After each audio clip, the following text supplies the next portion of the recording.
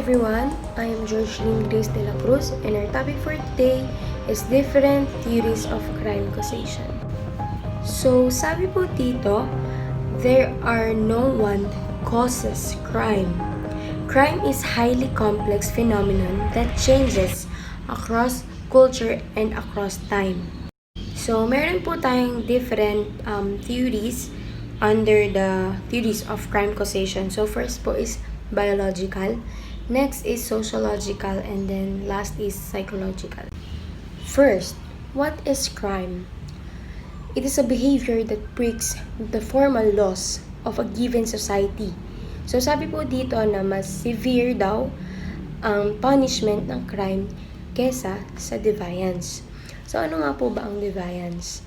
Deviance is differing from norm or form the accepted standards of society. So dito is dinedepart from usual or accepted standards, especially in social or sexual behavior.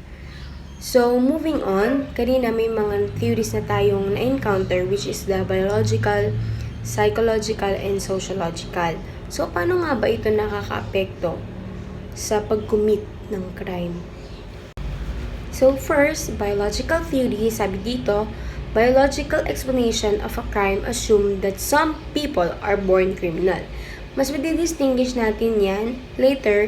So first theory natin is yung kay Cesar Lombroso.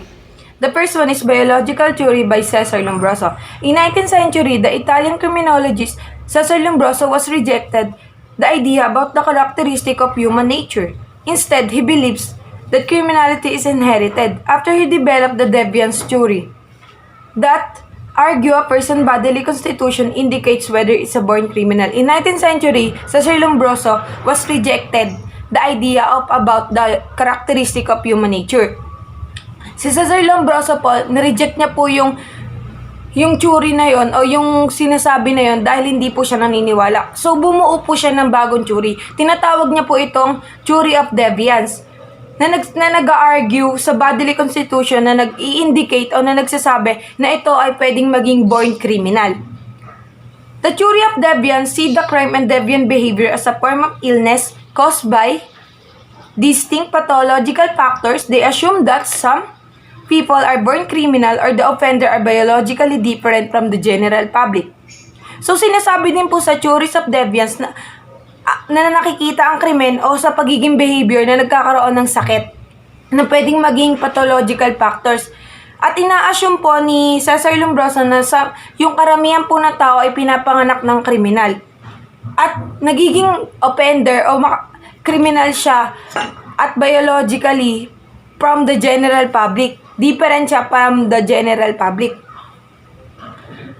At yung susunod naman po, the book attributed criminal behavior to biological interferity degeneration, ascribing a variety of unstructured physical characteristic to criminals, including sloping foreheads, compressed facial features, dropping eyelids, small protruding ears, projecting cheekbones, narrow jaws, pointing, and rounded. So naglabas po ng libro etong si Cesar Lombroso na nagsasabi po tungkol po sa iba't ibang anggulo ng muka kung paano malalaman ang isang pagiging kriminal.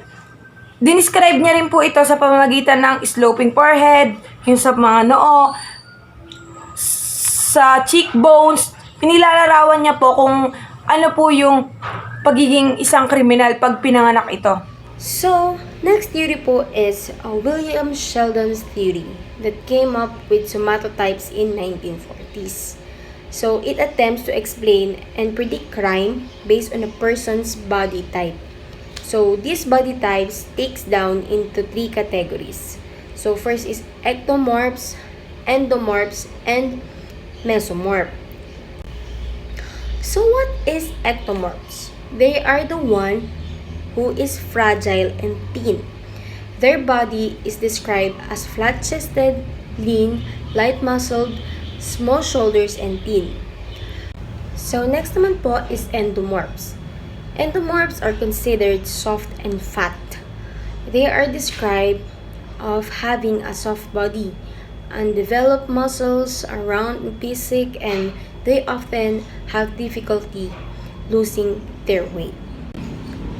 Next is mesomorph. Mesomorphs are muscular, athletic body, and they are described as hourglass in female and rectangular shape for male.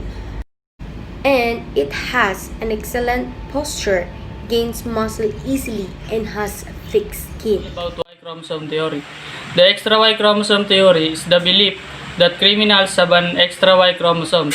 Kumbaga po, sa Y chromosome theory, yung mga normal na tao is may XY chromosome lang. Pero sa theory na ito, XYY chromosome, giving them an extra XYY chromosome makeup rather than XY.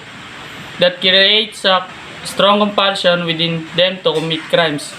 Kumbaga yung mga XYY po, meron po silang lakas ng loob para makakommit ng crimes. This person is sometimes called the super male. Kumbaga po yung XY is mga normal lang. Pero yung XYY po, nagiging super male po sila. Some studies have found that proportion of XYY males in the prison population is higher than the general male population, 1 to 3% versus less than 1%. Kumbaga po, sa isa sa tatlong tao is yung isa po makakagawa ng crime sa tatlo. However, other studies don't provide evidence that support this theory. Yung mga evidence po na yon, hindi po nasusuportahan yung theory nila, kaya po yung Y chromosome is hindi pa po napapatunayan. Okay, Charles Darwin. Charles Darwin, as a naturalist, he had a great interest in nature. He studied botany at Cambridge. Darwin observed plants and animals, and he collected fossils for future studies. The ship reached Australia, Galapagos Islands, where he observed species of theory of evolution. The theory of evolution by natural selection was first formulated on a book on the origin of species in 1859. Theory of evolution is the process by which organisms change over time as a result, change in the heritable, physical, or behavioral traits, change that allow an organism to better adapt to its environment, will help it survive and have more spring. Theory of evolution by natural selection is one of the best theories in the history of science, supported by evidence from a wide variety of scientific disciplines, including paleontology, geology, genetics, and developmental biology. Si Charles Darwin ay naturalist na mayroon siyang malaking interes sa kalikasan. Nag-aral siya sa Botania, Cambridge, at napansin ni Charles Darwin ang mga halaman at hayop. Nagtipon siya ng mga fossil para sa pag-aaral na hinaharap. Narating ng barko ang isla ng Australia at Galapagos, kung saan nakita niya ang mga species at gumagawa ng mga teorya ng evolution. Ang teorya ng evolution sa pamamagitan ng likas sa selection, unang binubuo sa isang librong pinagmulan ng mga species noong 1859. Ang teorya ng evolution ay proseso kung saan nagbabago ang mga organismo sa paglipas ng panahon bilang isang resulta ng pagbabago sa heritaryong pisikal o ugali na pag-uugali. At nag-ugat ang teorya ni Henry na natural na pagpili ang mga paliwanag ng evolution na antisocial and criminal na pag-uugali ay napag-aralan ng gusto sa iba't ibang disiplina. Kasama rito ang teoryang cheater, teoryang Arjie, teoryang pagbagay na may kondisyon, alternatabong teorya na pagbagay na pananatiling buhay na teorya. At sinuri dito ang panitikan na nagmumukhahin ng antisocial at criminal na pag-uugali na umuunlad bilang isang paraan upang mapagtagumpayan ang ating mga ninuno, ang mga hadlang na nag-uugnay sa kaligtasan ng buhay o pagpaparami. Charles Bachman Goring. He ultimately concluded that the physical and mental constitution of both criminal and law-abiding person of the same age, stature, class, and intelligence are identical. There is no such thing as an anthropological criminal type.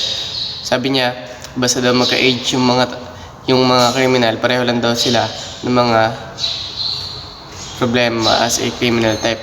And wala na daw iba pa sa bukod sa anthropological criminal type. Good afternoon. We will discuss who is Ernest Ahuton. Ernest Ahuton examined the relationship between the personality and the physical types with regards to their criminal behavior. Ernest Ahuton is an American physical anthropologist who believed on Cesar Lombroso's theory on born criminals, according to which criminals could be identified based on their physical characteristics. Those characteristics are classified into sociological, psychological, physical, morphological, and also the pathological areas. For example, criminals are less often married and get more often get divorced, and also criminals often have tattoos. According to Ernest Ahuton, human somatotype can determine which type of crime will a person commit. For example, those tall, slender men will commit murder and robbery. Those tall, medium men will commit perjury, or rather tall, medium, heavy men. Those tall, heavy men will commit first-degree murder. Those medium, height, heavy will commit antisocial behavior. Those short, slender will commit burglary and the larceny. Those short, medium, heavy will commit arson. And lastly, those short, heavy men will commit sex offense. Thank you. In the adoption studies, the behavior of the adoptee is composed with the outcome of their adopted and biological parent. The aim is to separate out the impact of the environment from the influence of heredity. Sinasabi dito, this study indicate that an adoptee with a biological parent who is a criminal is more likely to engage in property crime than other adoptee, and this can affect a child. For example, kung yung aampon ay may magulang na isang kriminal o nasangkot sa isang krimen o may history ng isang krimen, pwede itong makaapekto sa aamponin nilang bata. This is the adoption studies. Franz von Liszt and Gustav Schappenberg, according to them, most criminal biologists and pathologists have completely abandoned the idea that delinquency can be explained solely by biological deviations in the offender and prepare so-called biosocial concepts. So sabi nila, yung ibang karamihan daw ng mga kriminal, hindi na daw naiisip yung mga biological deviations kung bakit sila nakakagawa ng crime. So sabi nila, karamihan daw sa kanila dahil daw sa biosocial concepts.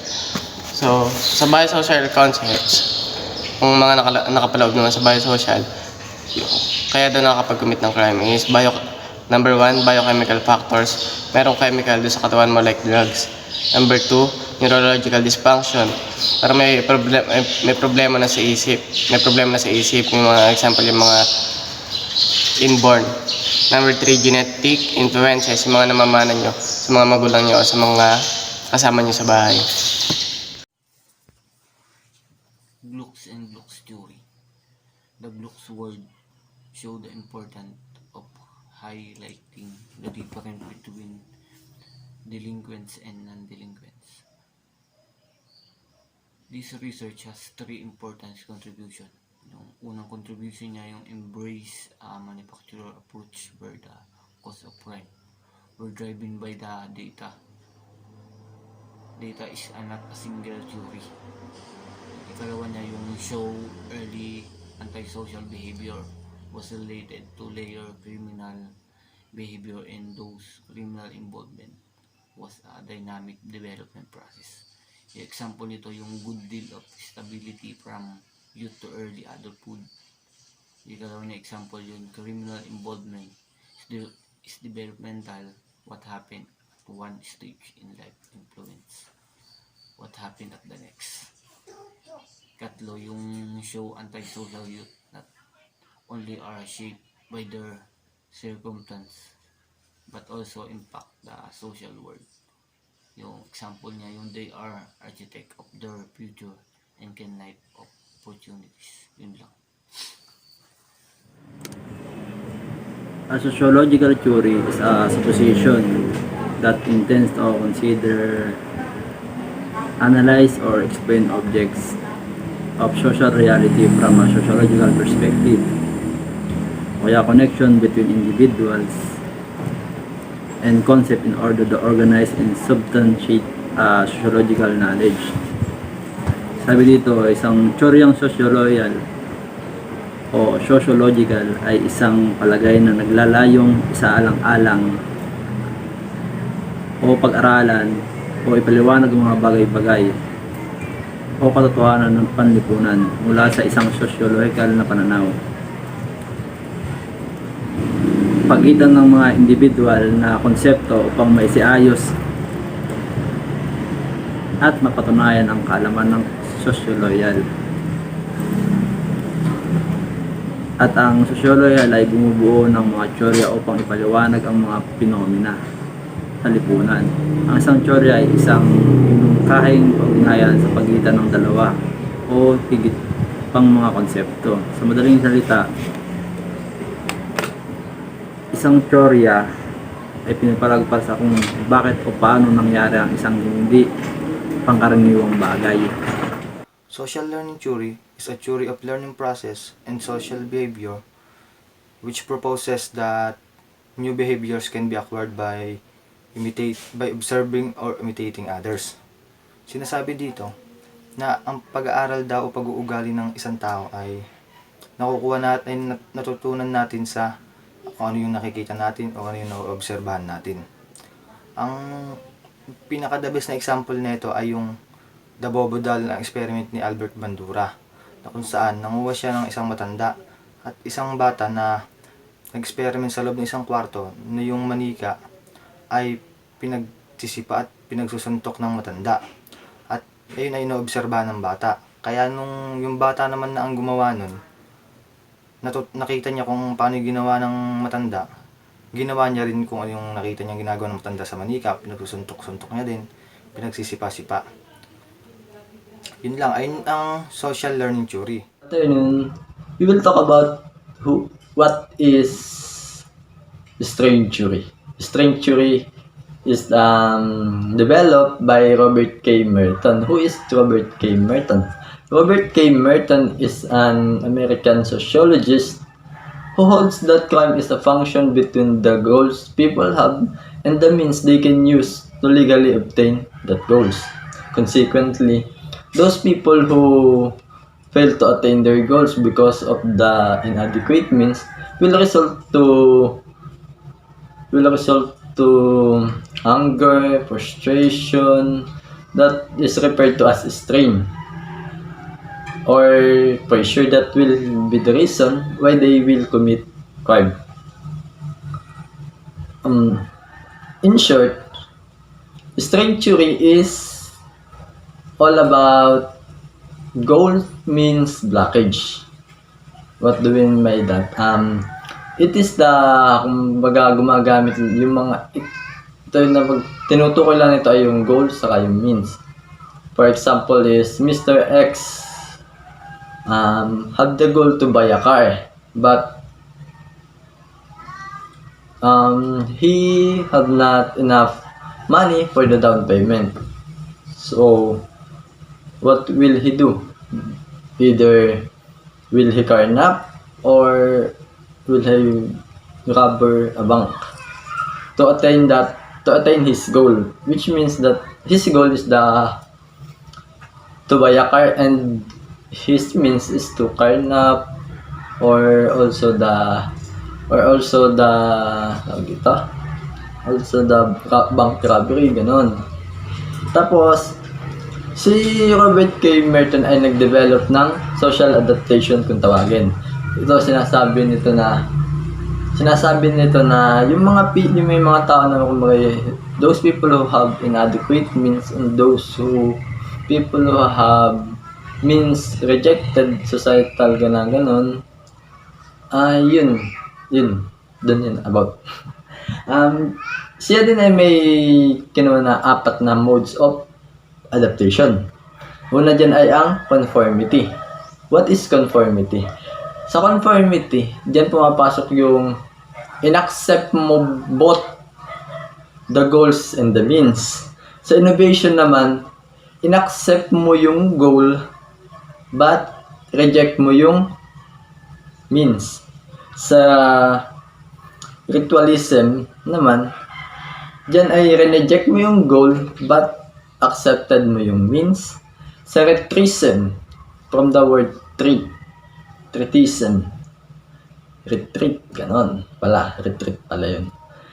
Yan ay kumbaga both yung goal mo tapos yung means mo ay rejected. And lastly, the rebellion. What is rebellion?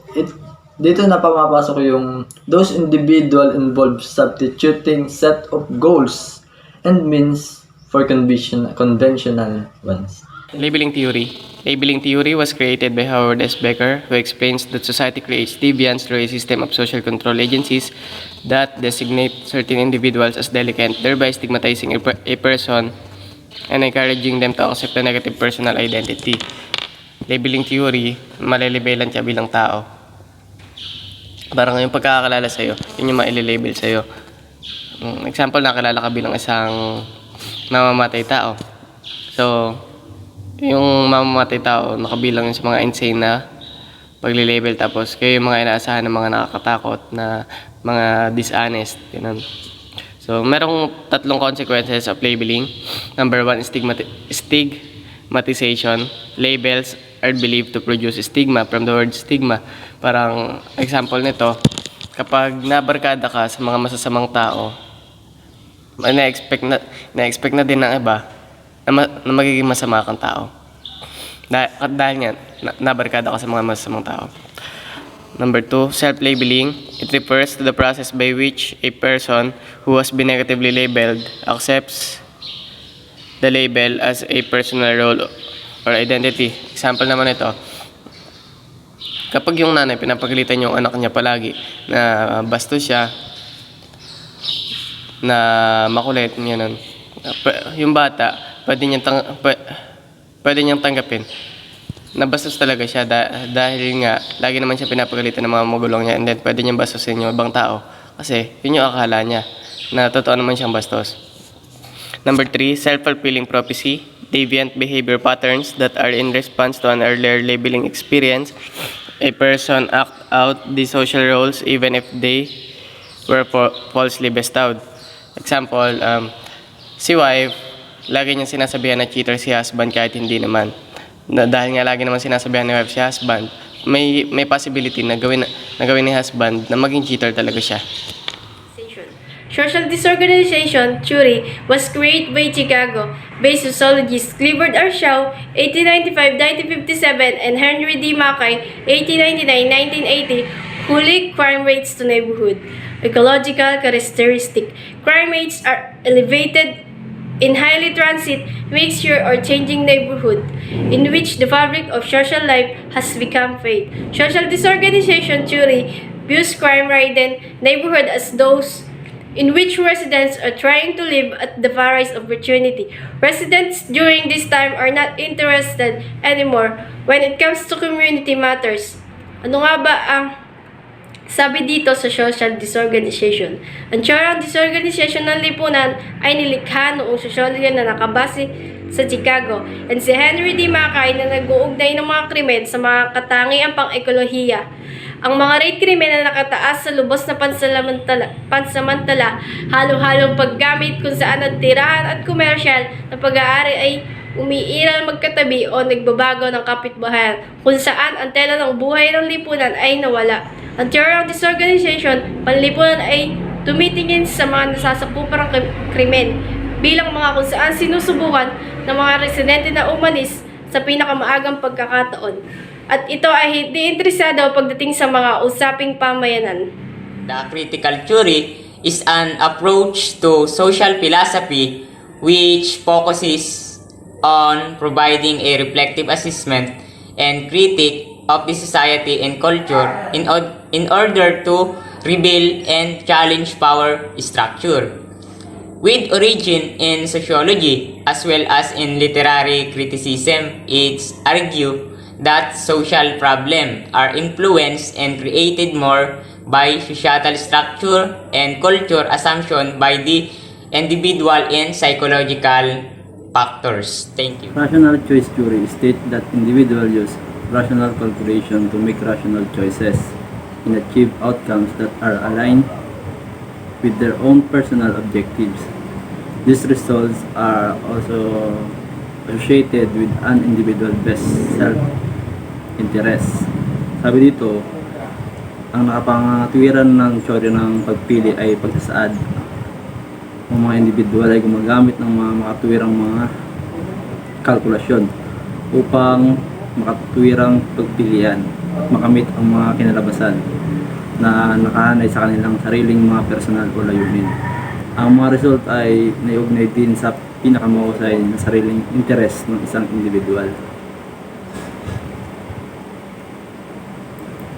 Tapos sabi pa dito, ginagamit ang teoryang pagpilian o ginagamit ang rational choice theory upang makamodelo ng paggawa ng isang desisyon ng tao, lalo na sa konteksto ng microeconomics, kung saan tinutulungan nito ang mga ekonomista na mas maunawa ng pag-uugali ng isang lipunan sa mga tuntunin ng mga individual na mga aksyon tulad ng tinatawag sa pamamagitan ng pagiging makatuwiran, kung saan ang mga pagpipilian ng pare-pareho dahil ginawa ito ng mga ayon sa personal. So ngayon, i-discuss ko tungkol sa neutralization theory. Ang neutralization theory po, ito yung nagkasala ka pero mas pinapakita mo na ikaw yung victim. At ang neutralization theory din po, gumagamit ng mga dahilan or iba't ibang mga kagamitang pangwika para ma-neutralize nila yung mga gawa nilang kasalanan. For example, nagkaroon ng accident. Nakabangga siya. Tapos alam niyang mali, pero ayaw niya i-take yung responsibility sa nangyari. Imbis na tanggapin niya yung kasalanan, kinukonsider niya pa rin sa sarili niya as a victim and not as a criminal. Another example pa po, yung krimen ng pakikiapid. So, alam ng kinakaramihan na kapag kasal na kayo, kayo na lang forever. Kasi nga nabasbasa na kayo sa simbahan, marami ng seremonyang naganap sa inyo doon. At kung ano-ano pa. Ngayon, both of husband and the wife know that bawal dapat or it's a crime to fall in love with each other or pakikiapid or pakikipagrelasyon sa iba. Kasi nga kasal na kayo. Example ko po dito yung lalaki. Nangaliwa. Every time na nakipagkita yan sa kabit niya, may bumubulong dyan. Or at the back of his mind, for example, kasalanan yan, masama yan.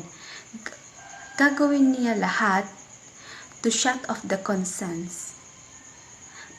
Sasabihin niya, busy na may asawa ko, hindi naman niya ako inaasikaso, mga ganong dahilan. This is the neutralization theory.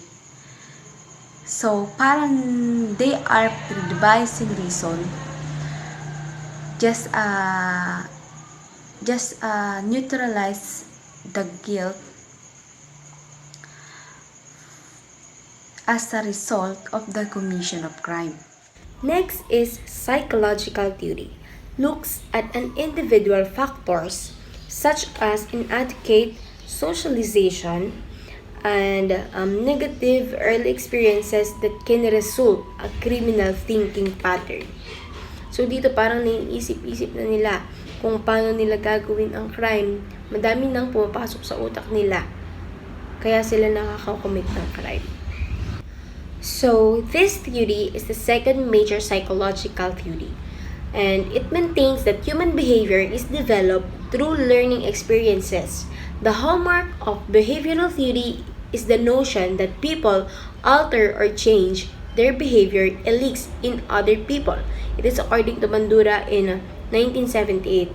So the most relevant to criminology is social learning theory, which is under behavioral theory. And The most prominent social learning theorist is Albert Bandura. Other commits crime on impulsive, out of reach of fear, desire of material gain like money, expensive things, expensive belongings. It leads to property crimes such as robberies and auto theft. So the next theory is cognitive theory. Cognitive theory is defined as an ability to process information. Cognitive theory explains that criminal behavior as a detect in moral thinking through process and mental development. For example, a therapist is using principles of cognitive theory when they teach you how to identify maladaptive thought patterns and transform them into a constructive ones. Personality in crime. So, what is personality in crime? So, personality in crimes, this theory explains the relationship between the personality in crime and how personality affects on committing crime, or simply as how crime committed because of personality.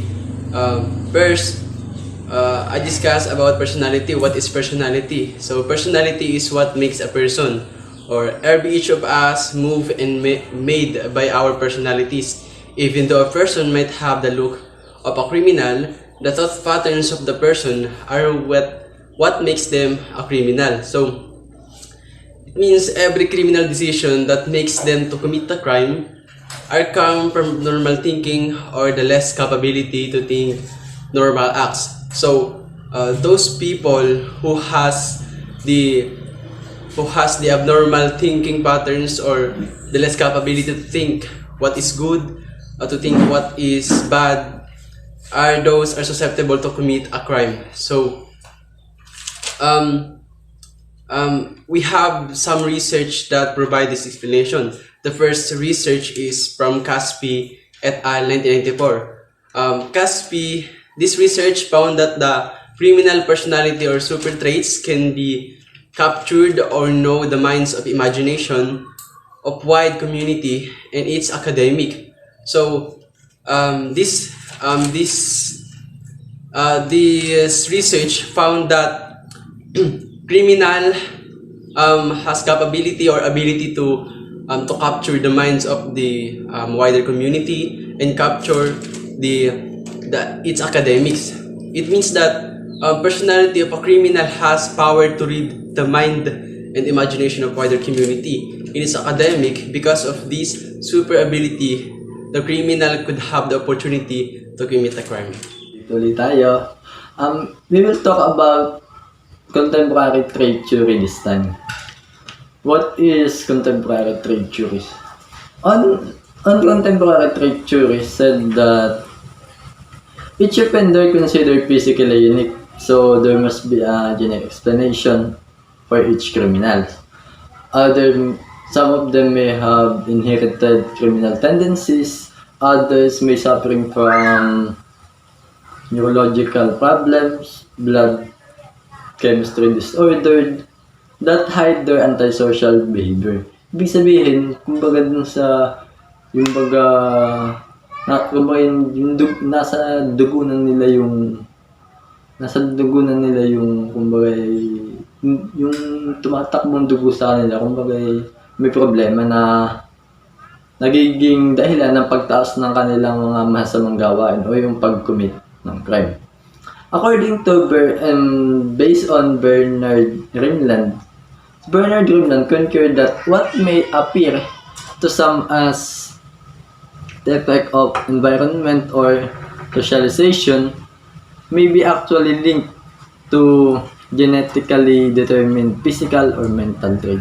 Ibig sabihin, sinasabi nandun na kumbaga kung ano yung epekto ng environment at ng sosyalidad o yung nasa palibot ng tao ay may kumbaga ay nakalink dun sa pagka-physical niya, yung physical na gawain niya, gaya ng halimbawa ay kumbaga sa lugar nila ay o yung environment niya ay madaming nagpapatayan. Siyempre, yung kumbaga na-a-adapt na niya, nahahawa na niya yung mga gawain ng ganun. Yun yung sinasabi sa contemporary trade theory.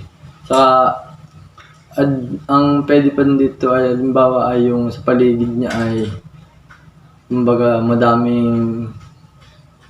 siya nadidinig na masamang salita na magiging rason dun sa, kumbaga bababa o masisira yung kanyang pag-iisip na makaka-apekto sa kanya para gumawa ng criminality or crimes. Tapos pwede pa din dyan yung sinabi niya na yung unique, physically unique, and yung kumbaga ibig sabihin may sarili-sariling explanation. Syempre, lahat naman ng mga kriminal ay may mga, kumbaga, may kanya-kanyang dahilan. Kumbaga, may iba't ibang reason or paliwanag bakit nila nagagawa yun. Hindi naman nila basta nagawa na kasi choice lang nila, gusto lang nila, hindi. Yung iba pwedeng, yung iba nasa dahil na din sa paligid nila, kaya nila nagagawa yun. At yung, kumbaga, yung iba naman ay kagaya din sa strangery. Kaya sila nakakamit ng crime kasi dahil dun sa goals nila na hindi nila makuha, kaya nagiging magalit, yun, makakamit na sila ng crime. Lawrence Kohlberg Theory of Development. They have 3 levels of development: pre-conventional, conventional, and post-conventional. Each level has 2 distinct stages. Unahin na natin ang pre-conventional. Ano nga bang pre-conventional? Sa pre-conventional, andito nakapasok yung younger age to 6 years old. Meron itong 2 stages. Una, avoiding punishment. Siyempre, sa murang edad, siyempre bata pa lang, yung mga bata, hindi pa nila alam kung ano yung mga mabuti o masama. Kaya dapat naiiwas natin sila sa mga punishment. Mas maganda na itama natin sila kaysa pagalitan, di ba? Pangalawa naman ay self-interest. Sa self-interest naman, yung mga kagustuhan ng bata, hindi nila alam yung kagustuhan nila kung makakabuti ba o makakasama para sa kanila. At ang pangalawa naman ay conventional. Ang conventional naman ay nakapasok dito yung 7 to 11 years old. At meron itong 2 stage.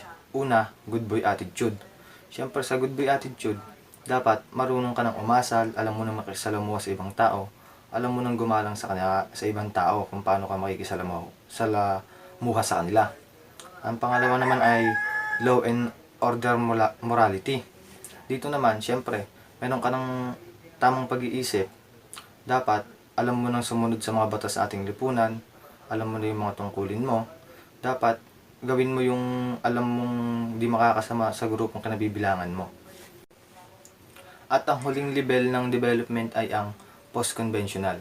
Sa post-conventional naman, nakapasok na dito yung adulthood.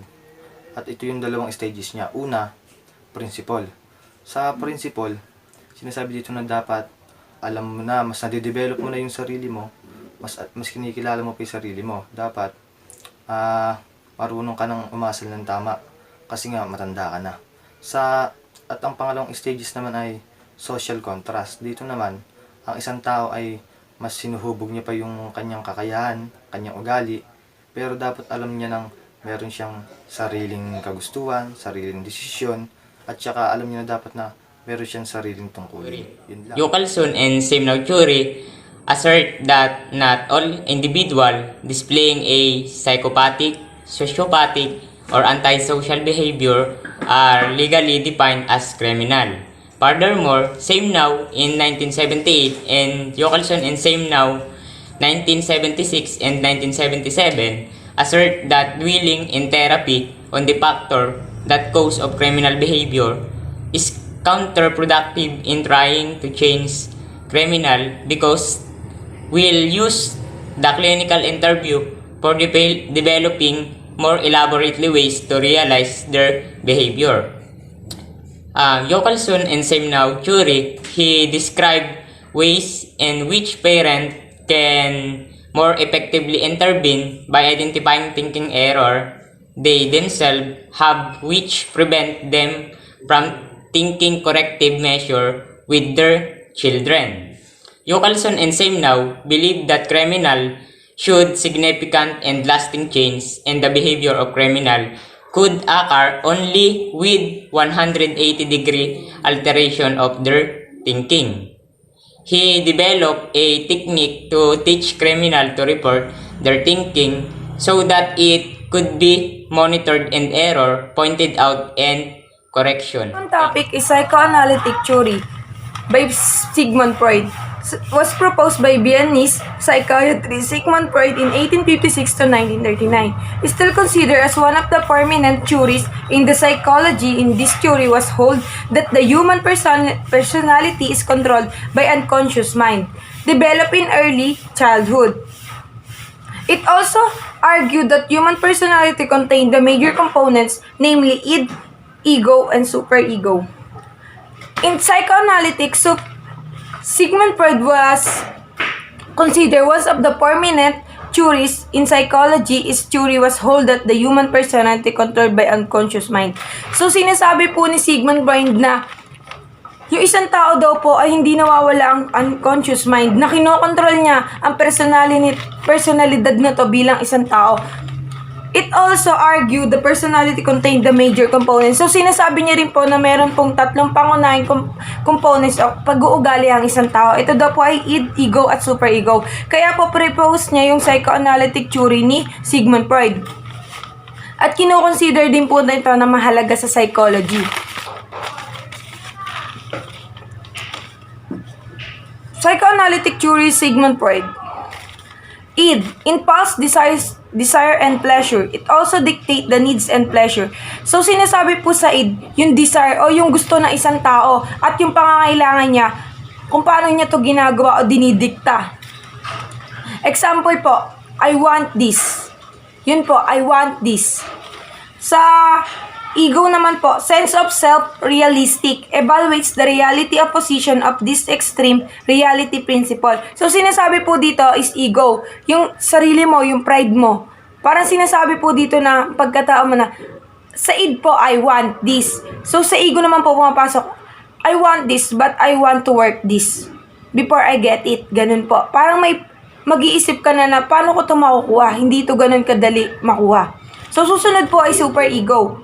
Control the impulse conscience, counteracts the id by fostering feelings and morality. So, sinasabi naman po dito sa superego na kadugtong po siya dun sa id. Parang kinukonsensya mo na, di ba po yung example natin sa id is I want this. So, papasok po dun si superego at sasabihin niya, parang sinasabi niya sa'yo na hindi mo yan basta makukuha kung hindi mo yan paghihirapan. So, may konsensya na po na pumapasok. Andun na po yung presence ni quotients. Kaya po, superego siya. Siya yung nagsasabi sa'yo na kailangan mong paghirapan yan. Kailangan mo muna ang paghirapan bago mo makuha. Hindi mo siya makukuha ng ganun kadali lang kung hindi mo siya paghihirapan. Yun lang. Inherent personality traits. There are some characteristics that criminals tend to share with each other. And some psychologists believe that there are certain personality traits that predispose someone towards criminal behavior. For example, si X, gusto niya ng mga danger at exciting na mga activities. Pero si Bimbo, masaya na siya kung siya ay nagbabasa na lamang ng libro. Ibig sabihin, si Exy, sa kanyang pagtanda, ay gawin niya ito tulad ng ginagawa niya ng bata at mag-lead sa kanya sa criminal ways.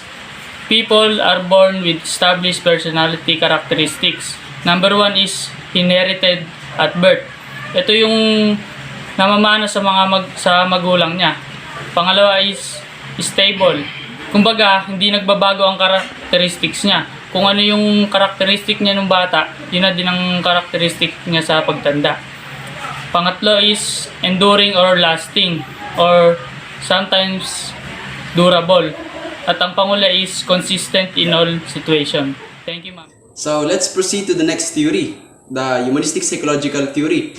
So this theory explains how human mind works through different experience that can commit a crime. So as a human beings, we have such an ability. For example, we have ability to think, to judge, to set our minds in different forms, to choose, and to decide what step we have to take. We have been taken.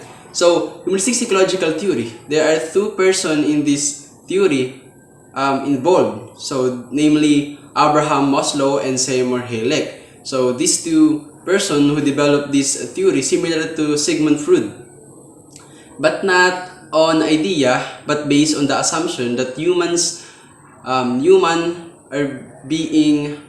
are basically needs, or assumption that humans beings are basically good. So, according to Abraham Maslow, humans being are motivated by 5 level of needs, and some people choose to commit crime because they cannot satisfy their needs legally. So it means if the people are not satisfied on the needs they have, it means that they choose to commit crime rather than being contented, because they are not contented of what they have or the needs that they have. They choose to commit crime to get what they want, as much as higher than the basic needs they have recently. So it means that a people doesn't meet their needs, or simply as they are not satisfied or contented on the needs they have, because they choose to commit the crime rather than being satisfied. It seems that humans are greatly have a high expectation regarding getting needs or necessities. So while according to Seymour Hayek, crime as a several adaptation to the helplessness caused by oppression.